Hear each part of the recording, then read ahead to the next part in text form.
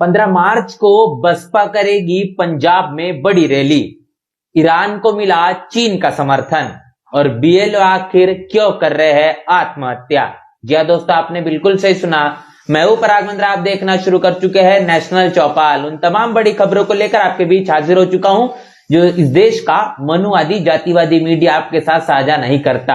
आपके साथ और सहयोग से नेशनल चौपाल के 1 लाख फॉलोअर्स पूरे हो चुके हैं। इसके साथ साथ आप इसी तरीके से नेशनल चौपाल को जीवित रखना चाहते हैं तो आप हमें आर्थिक मदद भी कर सकते हैं। इस वक्त जिस खबर को लेकर सोशल मीडिया पर तमाम चर्चाएं हैं और आने वाले 15 मार्च को लेकर बहुजन समाज पार्टी की राष्ट्रीय अध्यक्ष बहन मायावती के नजरिए से जो दिशा निर्देश दिए गए हैं, पंजाब के जरिए एक बड़ी रैली का आगाज किया गया है। मान्यवर कांशीराम साहब पंजाब से ही ताल्लुकात रखते थे और शुरुआती दौर से उसी जगह से जो पूरे के पूरे विचारधारा का और मिशन मूवमेंट का जो बिगुल फूका गया और जिसका प्रचार प्रसार पूरे देश में हुआ, ऐसे मान्यवर कांशीराम साहब बहुजन समाज पार्टी के संस्थापक, इनके जयंती के उपलक्ष्य पर पंजाब प्रदेश के जरिए एक बड़े कार्यक्रम का आयोजन किया जा रहा है जो बतौर सत्ता प्राप्त करो रैली बहुजन समाज पार्टी के पंजाब प्रदेश के प्रदेश अध्यक्ष अवतार सिंह करीमपुरी, इनके नेतृत्व में इस पूरे के पूरे कार्यक्रम का आयोजन किया जाएगा। तो आने वाले 15 मार्च को बहुजन समाज पार्टी मान्यवर कांशीराम साहब इनकी जयंती को बड़े ही धूमधाम से मना रही है। पंजाब प्रदेश में सत्ता प्राप्त करो रैली निकाली जाएगी। इसके साथ साथ देश के तमाम जगहों पर अलग अलग प्रदेशों में इसका स्वरूप कार्यक्रमों का दिखाई देगा, जिससे ये पता चलता है कि बहुजन समाज पार्टी किस तरीके से अभी भी तमाम अपने बहुजन महापुरुषों की विचारधारा को लेकर तमाम मतदाताओं, वोटरों, समर्थकों के बीच लगातार जाने का काम कर रही है। इसके साथ साथ सोशल मीडिया पर जो खबर सबसे ज्यादा वायरल या फिर जिस मसले को लेकर तमाम तरीके की चर्चा, इस वक्त प्रधानमंत्री मोदी और डोनाल्ड ट्रंप इनके बीच हुए ट्रेड डील को लेकर लगातार चर्चाएं गर्म है।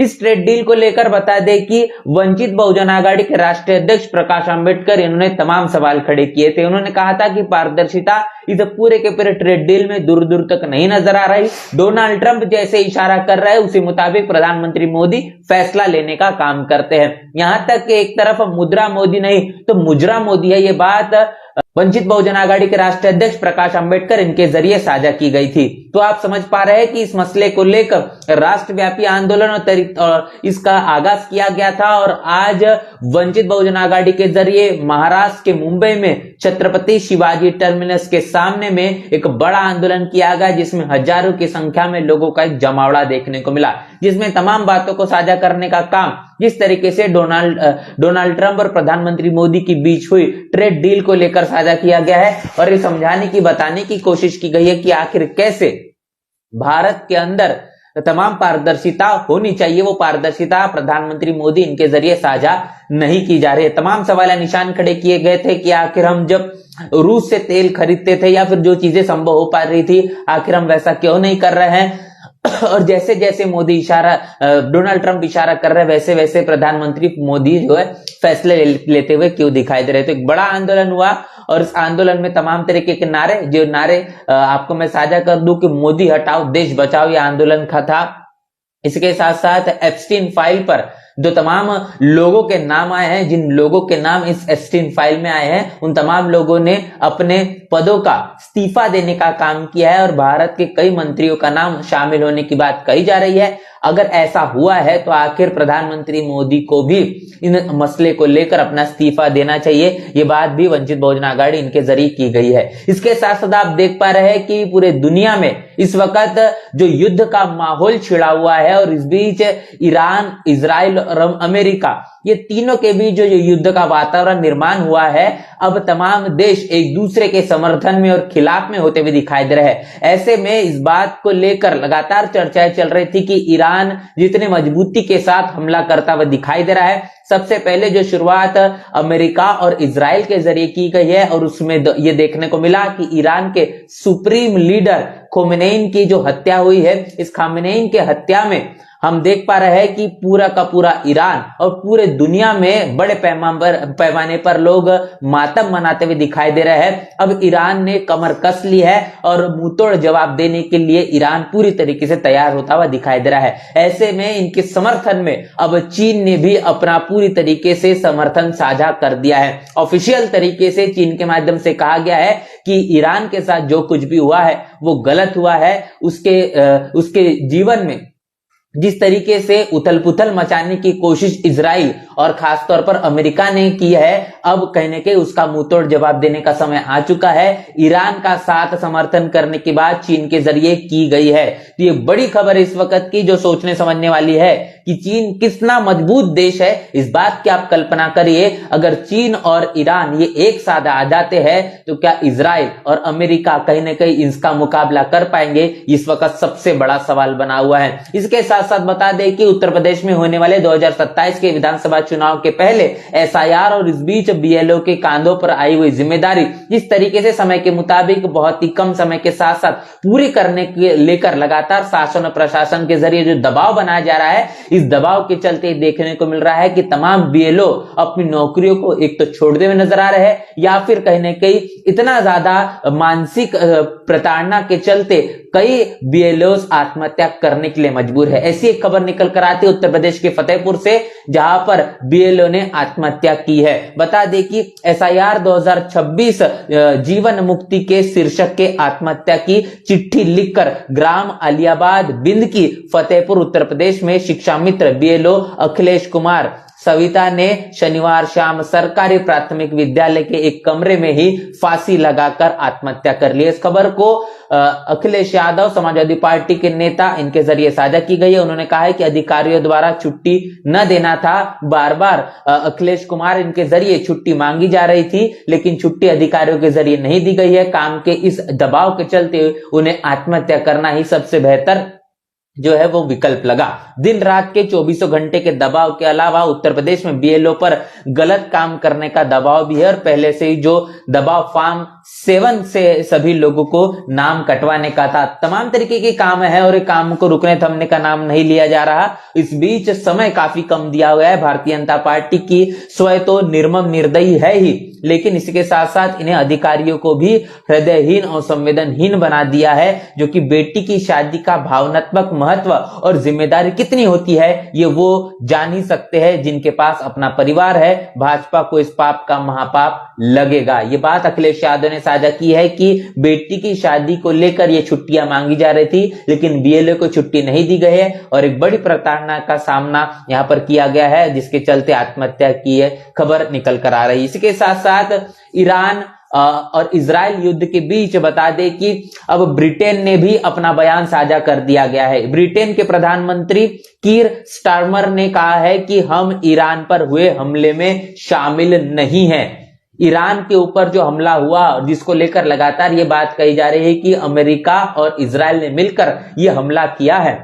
अब इसके पीछे कौन कौन से देशों का हाथ है, उन तमाम देशों के नाम निकल कर बाहर आ रहे हैं और अपना बयान साझा किए ब्रिटेन के प्रधानमंत्री ने कहा है कि ईरान पर जो हमला किया गया है इसमें हमारा किसी तरीके से कोई हस्तक्षेप नहीं है। तो ऐसे में आप समझ पा रहे हैं कि तमाम देश अपनी प्रतिक्रिया साझा करते हुए नजर आ रहे हैं, लेकिन ऐसे तमाम 7 देशों के जो नाम निकल कर आ रहे हैं जो कि कहीं ना कहीं अमेरिका और इजराइल के इस हमले में अपना साथ और समर्थन दिखाई दे रहे हैं और उनको भी निशाना बनाने का काम अब ईरान के जरिए साफ तौर पर होता हुआ दिखाई पड़ रहा है। इसमें यूएई सबसे ज्यादा पैमाने पर जो है, जिसमें दुबई खास तौर पर शामिल है, उस पर भी हमले की तमाम तस्वीरें देखने को मिल रही है। बता दें कि राष्ट्रीय जनता दल आरजेडी के जरिए तमाम तरीके की जो खबरें इस वक्त निकल कर आ रहे हैं और आरजेडी के नेता तेजस्वी यादव जिस तरीके से संसद के अंदर हो, संसद के बाहर हो, विधानसभा में हो, तमाम तरीके की अपनी प्रतिक्रिया साझा करते हुए नजर आते हैं। अपनी बातों को जिस मुताबिक वो रखने का काम करते हैं। ऐसे में अब ये चर्चा चल रही कि इंडिया गठबंधन के जरिए अब आरजेडी के नेता तेजस्वी यादव इन्हें राज्यसभा भेजा जाएगा। फिलहाल इस बात को लेकर अब मुहर नहीं लगी है, लेकिन चर्चा सबसे ज्यादा गर्म है कि अब तेजस्वी यादव का इस आरजेडी की समीक्षा बैठक में, इंडिया अलायंस की इस पूरी की पूरी चर्चा बैठक में ये बात नाम निकल कर आ रहा है कि तेजस्वी यादव अब राज्यसभा जाने के लिए पूरी तरीके से तय है। फिलहाल इस बात को लेकर अभी सिर्फ चर्चाएं गर्म है, लेकिन अभी बात अभी भी साफ नहीं हो पाई है। इसके साथ साथ आपको बता दें कि एक सोशल मीडिया पर इंटरव्यू वायरल हो रहा है, जो इंटरव्यू गल्फ देश के जो प्रवक्ता है इनके दावे के जरिए किया गया है। उन्होंने क्या कुछ कहा है, वो ये बात सबसे ज्यादा जानने समझने वाली है कि अमेरिका ने उनको धोखा दिया है। डोनाल्ड ट्रंप के जरिए तमाम जो वादे किए गए थे, उस वादे के मुताबिक गल्फ देश के जो प्रवक्ता है वो ये बात का दावा कर रहे हैं कि सऊदी अरेबिया, कुवैत और कतर, साथ ही साथ बहरीन, ये तमाम वो देश है, इन देशों को अमेरिका ने अपना साथ और सहयोग देने की बात की थी, लेकिन अब पूरा का पूरा सुरक्षा जो बल है वो इजराइल के पीछे लगाने का काम अमेरिका के जरिए किया जा रहा है। और बाकी जितने नाम देशों के नाम मैंने गिनवाए हैं, उन तमाम देशों को अपने हाल पर ही छोड़ने का काम कर दिया गया है।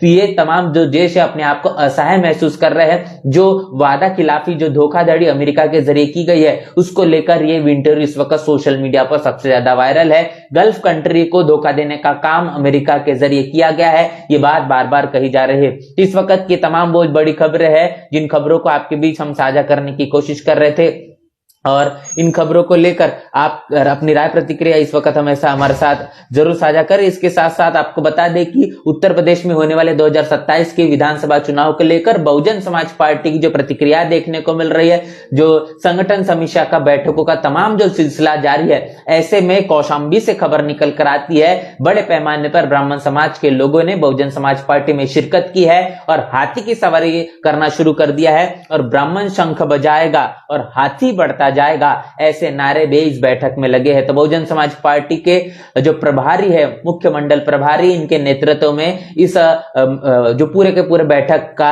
जो नेतृत्व किया गया, और तमाम ब्राह्मण समाज के लोगों ने इस नारे के साथ बहुजन समाज पार्टी में शिरकत की है। ये बात ब्राह्मण समाज के लोग साफ तौर पर कहते हुए नजर आ रहे हैं कि बहुजन समाज पार्टी के राष्ट्रीय अध्यक्ष बहन मायावती के जरिए यूजीसी के मसले पर जो प्रतिक्रिया दी गई है, इस साथ साथ घुसखोर पंडित पर जो बयान दिया गया है, और भारतीय जनता पार्टी के माध्यम से चलने वाली योगी आदित्यनाथ की जो बीजेपी की सरकार चल रही है, इस सरकार में ब्राह्मण अपने आप को सुरक्षित महसूस नहीं कर पा रहा है। 2007 में बहुजन समाज पार्टी का जो शासनकाल था, सर्वजन समाज अपने आप को महफूज समझ रहा था, लेकिन अब समय के साथ साथ फिर एक बार बहुजन समाज पार्टी बहुजन समाज पार्टी की तरफ होता हुआ फिर एक बार दिखाई पड़ रहा है। तो अब देखना ये क्या कुछ परिणाम आते हैं, क्या कुछ सकारात्मक चीजें निकल कर आती है, ये तो वक्त के मुताबिक पता चलेगा। इन तमाम खबरों को लेकर आप क्या आपकी राय क्या है, आपकी क्या प्रतिक्रिया है, ये प्रतिक्रिया के साथ साथ आप अपने कमेंट बॉक्स में अपनी जो राय है वो साझा जरूर करें। और इसके साथ साथ आपको हम बता दें कि इस वक्त सोशल मीडिया पर जो खबरें हैं, उन तमाम खबरों को हम लगातार आपके साथ रूबरू करने की कोशिश कर रहे हैं कि आखिर किस तरीके से देश के अंदर जो है वर्ल्ड वॉर की जो है वो खबर सोशल मीडिया पर इस वक्त जारी है। और कर्मवीर आवड़े बाबू की इनकी स्मृति दिवस के उपलक्ष्य पर बहुजन समाज पार्टी के जरिए महाराष्ट्र के नागपुर में कार्यक्रम का आयोजन किया गया है, जिसमें बहुजन समाज पार्टी के तमाम जो पदाधिकारी है बड़े पैमाने पर मौजूद थे। और इस कार्यक्रम के दौरान ये बात कही गई है कि बाबा साहब ने जो विचारधारा जन जन तक पहुंचाने का काम किया है, उस विचारधारा को मंजिले मुकाम तक पहुंचाने के लिए समय समय पर लोगों ने काम किया। उसमें कर्मवीर आवड़े बाबू, इनकी स्मृति दिन, ये भी कहने के उनका नाम शामिल है, उनकी स्मृति दिन पर श्रद्धासुमन अर्पित करने का काम बहुजन समाज पार्टी के जरिए किया गया। और बहुजन समाज पार्टी के महाराष्ट्र प्रदेश के जो मीडिया प्रभारी उत्तम शेवड़े, इनके नेतृत्व में पूरा का पूरा कार्यक्रम देखने को मिला है। तो पूरी की पूरी खबरों को लेकर आपकी राय प्रतिक्रिया में लिखकर कमेंट बॉक्स में जरूर बताएं। बने रहे नेशनल चौपाल के साथ, मिलते हैं वीडियो में, तब तक के लिए जय भीम, जय भारत। बहुजन समाज की हर खबर पाने के लिए चैनल को सब्सक्राइब करें, लाइक करें, शेयर करें। नेशनल चौपाल को बचाने के लिए ज्वाइन बटन क्लिक करके चैनल की सदस्यता लें और चैनल को आर्थिक मदद करें।